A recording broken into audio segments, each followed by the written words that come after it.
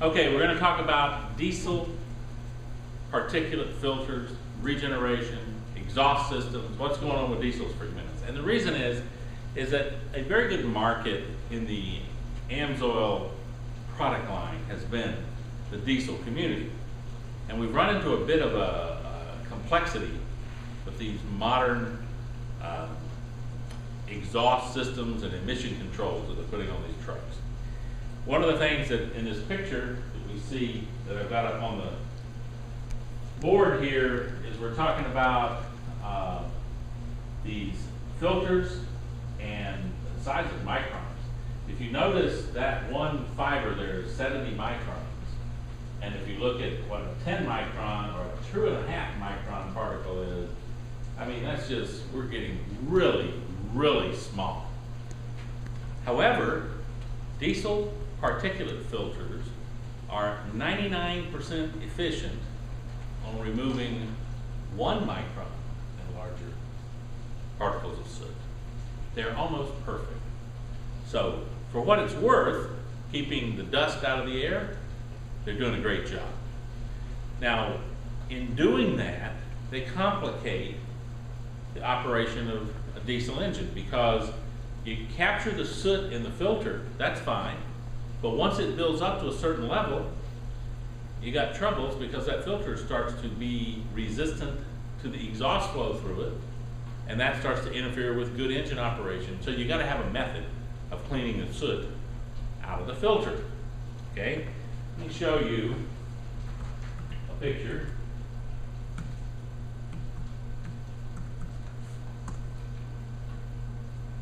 Okay, this is from a modern Chevy Duramax engine. John, you want to make sure they can see that for just a minute? To talk about it, I'll move back here closer to it.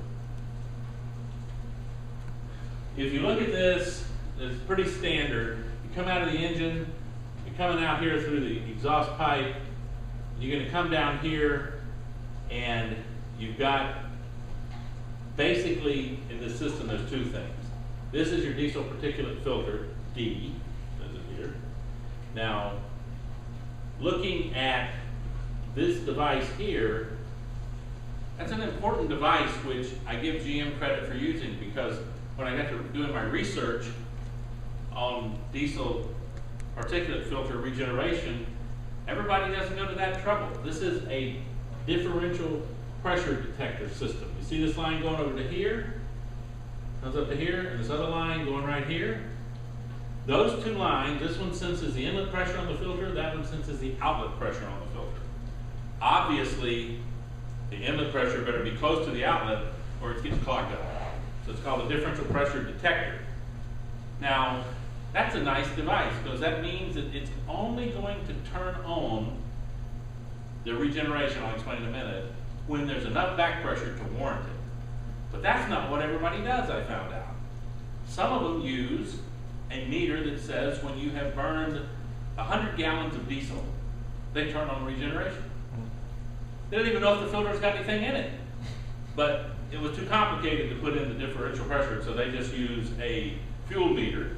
There's others that just simply use the mileage or the hours. Engines run this long, need to regenerate the filter. Now, the problem with that is that depending upon how the engine runs, you can vary this regeneration process 3 or 4 times between different vehicles, depending upon how well they're tuned, whether they're running a fuel additive, how clean they run.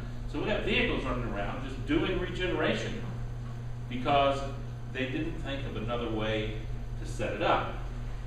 So let's talk about regeneration for just a minute and how it really works. This device up here is the differential pressure detector on these two lines.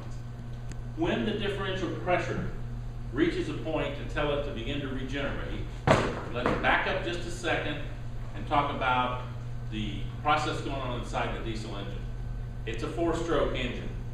So obviously it's got an intake, a compression, a power, and an exhaust, 4 strokes, okay?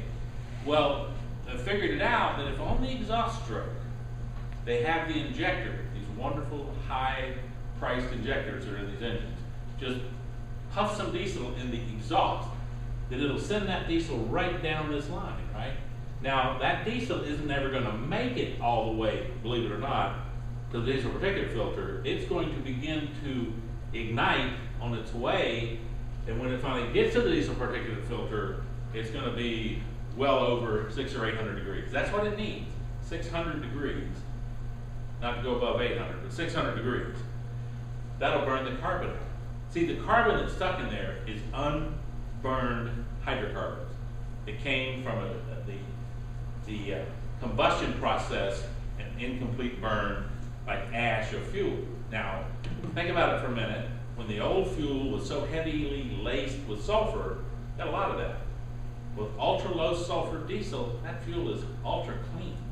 And really, if you've got a turbo on this thing and your fuel management system is correct, you shouldn't be experiencing constant regeneration. You're not producing the level of soot to get in that filter to clog it up that fast. And in speaking about that, what we find in some cases, my brother-in-law has a Duramax with this system on it, this exact system. And we're not actually sure that he's ever had a regeneration cycle. He's been running diesel concentrate from the day that he bought the truck. And it's been running so clean that he can't remember ever seeing the regeneration light come on the dash. Now, talking to another person here in town who's got a truck, not this type, and on a trip to Miami and back, it'll regenerate twice. So it's done a regeneration cycle twice in virtually, what is that, about 500 miles round trip? It's done 2 regeneration cycles? I mean, obviously the engine's running not very well to produce that much carbon. But see, that could be one that's just running on mileage or on how much fuel it burned. Doesn't even care what's in the filter. Now, it's not a Duramax? No, it's some type of delivery truck with, I believe it's got an Isuzu engine in it, okay? All right, so now there's more stuff on this that I'll talk about in just a minute. These exhaust systems also now have a catalytic converter in the exhaust, with the idea being that they want to do the same thing in a diesel exhaust that they do in a gasoline exhaust, which is certain gases, byproducts of combustion, they want to neutralize those, things like nitrous oxide, and, sulfur oxides, and different kind of things. So all catalytic converters is certain types of catalysts that cause chemical reactions to take place. You want to actually take some of these things and have them react and turn into water vapor so that they're not harmful coming out the tailpipe, okay? So let me click the next picture and show you that for just a second.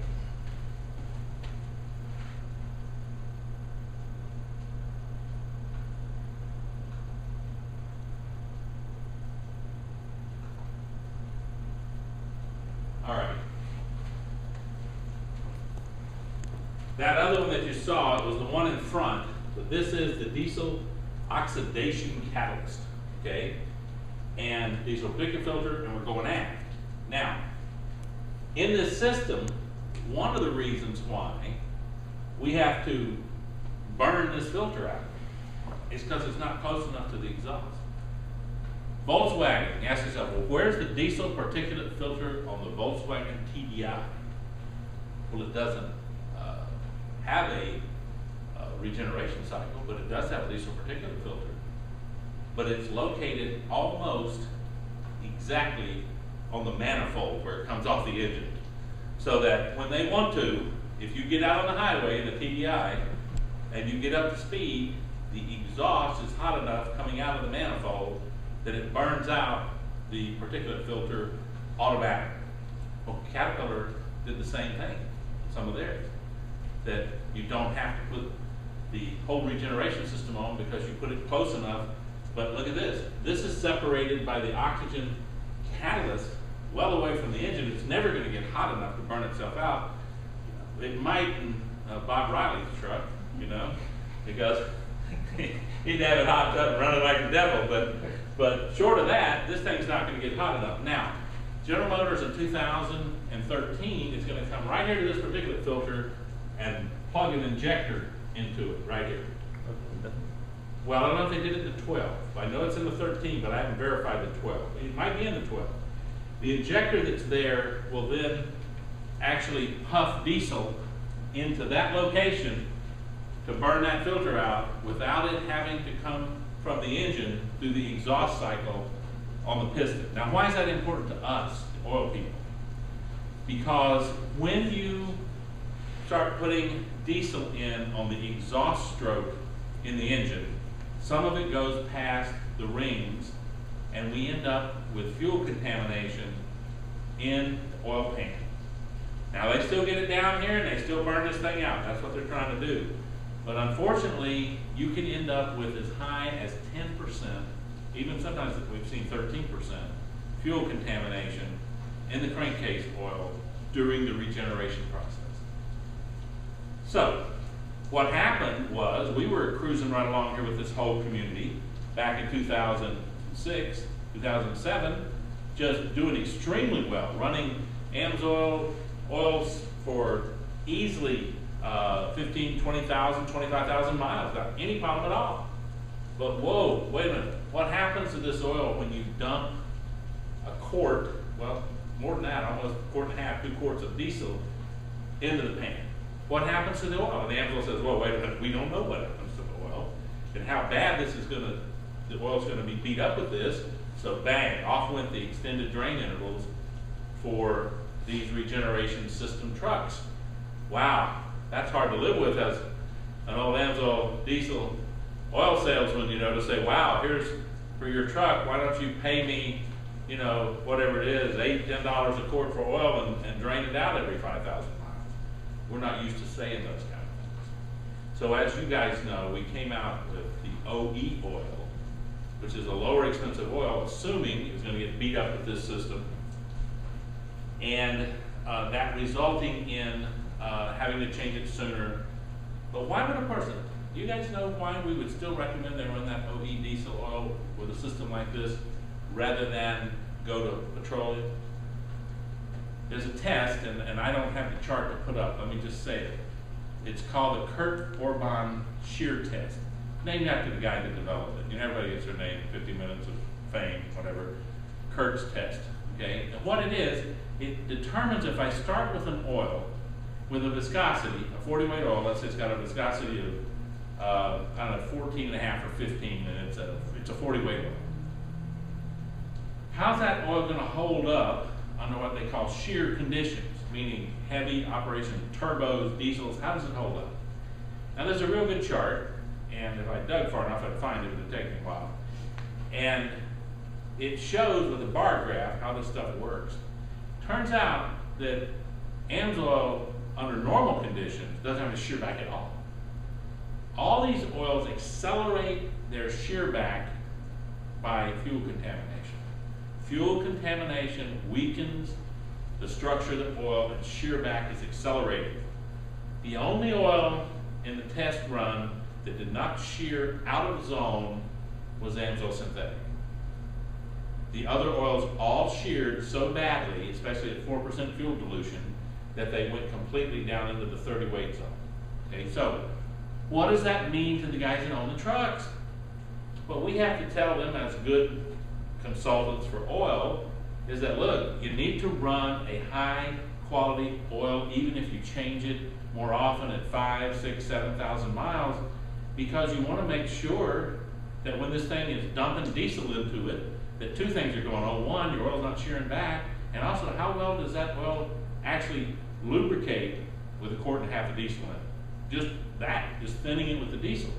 So that's what the OE oil was developed for. A high quality oil to deal with shearing and to deal with the contamination. Now that's only half of the story. Half of the story is what's going on in this exhaust. There's another little thing going on in the engine which I can't show you in a picture, but you can envision it yourself. In this exhaust system, look back to the other one, kind of give you an idea.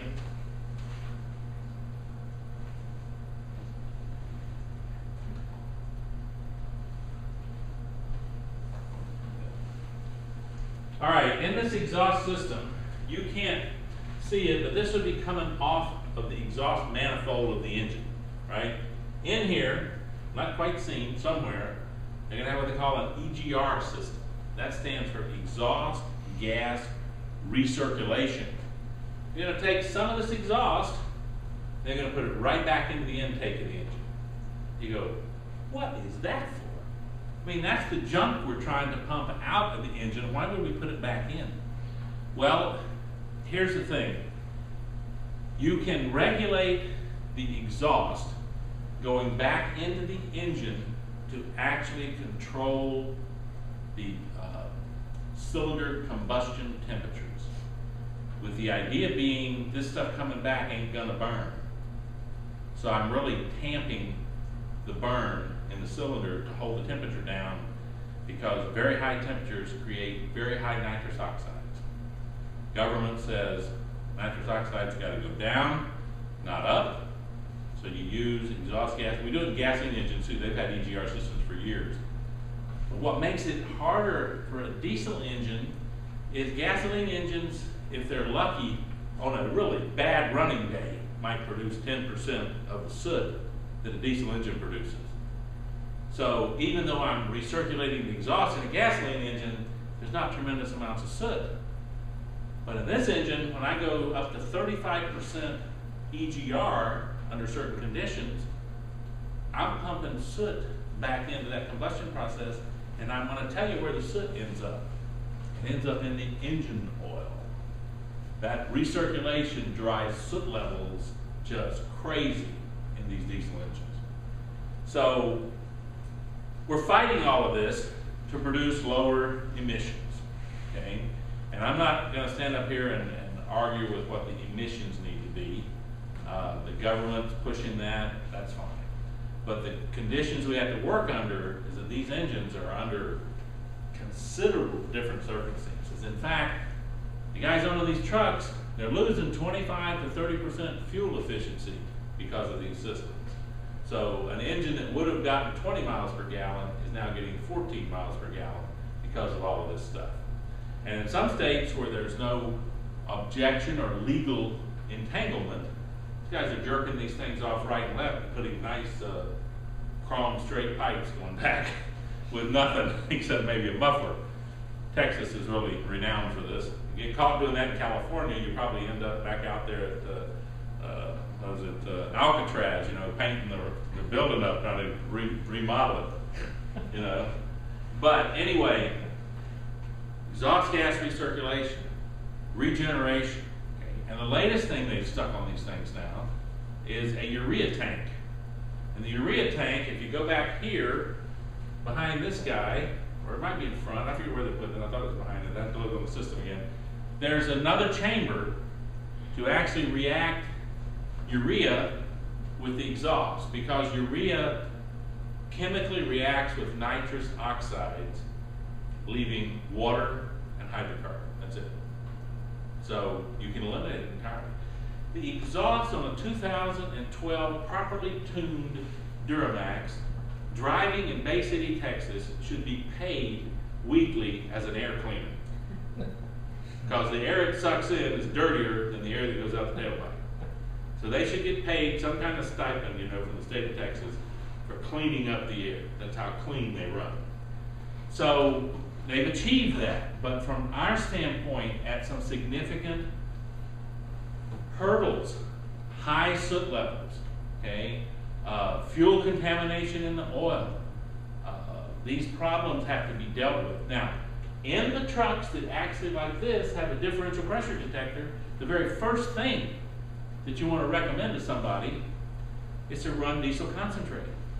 And the reason is, the cleaner that engine runs, the less soot builds up in that particulate filter, it's just not going to regenerate. And the less it regenerates, doesn't even bother the oil. My brother-in-law's truck, every oil analysis in it is like it's brand new. And it's got a bypass system on it. That's what the only thing he's done. He runs diesel concentrate and he's got a bypass system. And the oil is just, I mean, perfect. And he hasn't changed it, okay? And he was towing a fifth wheel with it. So there are things you can do to make this better. Now, in the guys that have the engine, this is where we have to do more of our own homework. Some of these that just have, it checks how many gallons of fuel was burned and then it starts regeneration. in those guys, about the best we can do is say, well, you're going to have to deal with regeneration, so you just need to really run a good oil, because this thing is going to flat out contaminate your oil with fuel, and then you still need to run a bypass filter. Every one of these diesel engines that have EGR systems, you can tell somebody straight face, you want this thing to last, you want this engine to go 1 million miles per hour, whatever you want, put the bypass system on it now. Because what soot does, when it gets up to 4% or so, which is the limit that would most, anywhere any oil analysis lab would say 4% soot, you better do something. Because what it does, it thickens the oil. And you know, in a lot of these vehicles now, they're running lightweight oil. So that, you know, some of them are set up to run 40s and 30s, not 50s. The bearing galleries are not large coming into the bearings. And when you start to get thick oil with soot in it, gumming it up, and you start starving those bearings for oil, you're going to know it one day when it's knocking, you know, plunk, plunk, plunk, plunk, plunk, plunk, because the clearance in the bearing got too big because of the low oil flow going through there because it got so thick. God forbid that you've got a Power Stroke Ford that's using the oil in a hydraulic mechanism in the injectors, and it gets loaded up with soot. Probably clog up the injectors, and there goes thousands of dollars. Okay, soot levels are a problem, and they need to be dealt with. There's no other way to deal with them other than bypass filtration. So I'm going to talk about bypass filtration in just a minute, but I just want to make sure everybody's got this, that the way we burn this thing out is with diesel. And we're going to get it there a couple of ways. Either by on the exhaust stroke in the engine, pushing diesel up and out of the engine and out the exhaust, or by putting an injector back there and actually spending the money to inject it right into the front. I didn't think any large vehicles would not have the extra injector until I went to a large bus fleet and found out they're all using through the engine regeneration. Just the dumbest thing I've ever, you know how much those buses cost? Somewhere $300,000. And you still put that ridiculous system on there? I mean, that just shows that nobody was able to say, no, won't take that type. They could have probably ordered Caterpillar engines or something without it, you know, but they ended up with regeneration, which is just too bad because it doesn't have to be. It's a relatively inexpensive thing to do to put that injector back here. But as you can see, different people are doing different ways. Now, one last thing on Hino 2011 and 12 trucks, Hino trucks, they got tow trucks, they got hauling trucks and so forth. Right in the beginning of their DPF, they have what they call a burner they put in there. And it is designed to raise the temperature, and there is no regeneration through the engine. So those trucks have made the transition for 11 and 12. There'll be more of them following it because as people learn more and more about this, when I was at the tow show here in Orlando, I talked to a number of tow operators who said, nope, bought my last truck in 2006. I ain't buying another one until they get rid of this stuff. Well, they were lining up to talk to the Hino people. So as soon as that happens, the guys making the other trucks say, oh, gig's over, time to make something for real, because these other guys have made the transition and they'll start making the transition. So that makes it even a little harder on us. We're going to have this window of trucks and vehicles that we have to be particularly careful with and really know what they're doing for regeneration in the truck. And I found all kind of information on the internet. All kind of information. You can go on there and you can go to the manufacturer of trucks. You can look at their emission control systems from the manufacturer. You can learn a whole lot of stuff about who's doing what. And it's very useful information. So, anybody got any questions on regeneration? Does most customers know they have it or don't have it? The question is, do the customers know they have it or don't have it? No, they don't. And when we were at the tow show, and I was asking the question, what year is your truck? And somebody would tell me I have a 2008 or 9 or 10, and I'd say, well, that's unfortunate, but I can tell you how to deal with it. And by the time I got through talking to them, some guys looked like you'd stolen their firstborn as they were walking away from the booth. But the truth is, I wanted to tell them the truth because they needed to know what they had and how to deal with it. And that it's critical in those trucks, especially with petroleum oil, to don't make any attempt to go beyond 4,000 or 5,000 miles and changing the oil, because the oil's going to be loaded up with soot, it's going to be loaded up with oil, it's going to be sheared back to a 30-weight oil. It's not a good scene, and they're going to have to spend a little bit more money to protect those trucks with this regeneration coming through than the guys before them and possibly the guys coming after them. But they've got those. I've said this before, if I was a good engineer, I'd develop an aftermarket system to fix this, and I'd end up, you know, taking all my calls in the Bahamas. Because there's millions of these trucks with this problem, that if somebody had a good retrofit kit, they could sell for, you know, $1,000, $1,500. They just keep selling them. But I'm not that good an engineer to design one. I might design the mechanical side, but I don't know what I'd do with the computer. Leave me in the dust. So, all right, so we're going to stop there.